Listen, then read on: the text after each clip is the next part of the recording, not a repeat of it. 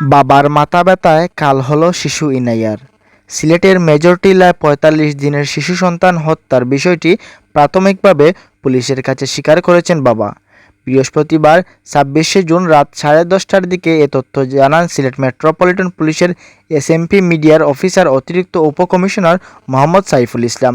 বুধবার ২৫শে জুন বিকাল ৫টার দিকে সিলেটের শাহপরান থানাধীন মেজর টিলা ইসলামপুর বাজার সংলগ্ন কুরেশিবিলা ১৮ এর বাড়া বাসায় নৃশংসভাবে হত্যাকাণ্ডের শিকার হয় ৪৫ দিনের বয়সী শিশু ইনাইয়া রহমান। সে আতিকুর রহমান ও জুমা বেগম দম্পতির কন্যা। আতিকুর রহমান সুনামগঞ্জ জেলার দিরাই থানার টেঙ্গর গ্রামের মৃত তুরাবালির ছেলে। তিনিও ধারালো অস্ত্র দিয়ে গলাকাটা অবস্থায় গুরুতর আহত ছিলেন। বর্তমানে তিনি Sylhet MAG Usmani medical college হাসপাতালে চিকিৎসাধীন রয়েছেন।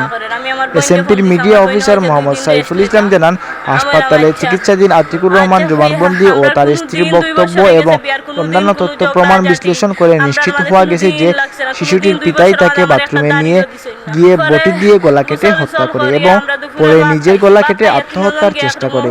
জিজ্ঞাসাবাদে আতিকুর রহমান পুলিশকে জানান, মাথা ব্যথার কারণে তার মাথায় হঠাৎ কি যেন হয়েছিল তিনি বুঝতে পারেননি।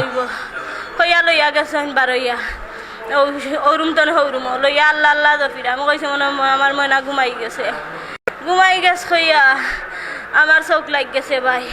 লাগার ৫-১০ মিনিট বাদে ভাই অন্য দেখি টুমকা মারছেন। অন্য মারিয়া দেখি তান গলা কাটা। কইলে আমি কিতা করলাই এখন আমার মাথায় কাম করেন না। আমি আমার আদি দেখাই আমি কইছি কিতা করলাই আমি আমার মাথায় কাম করেন না।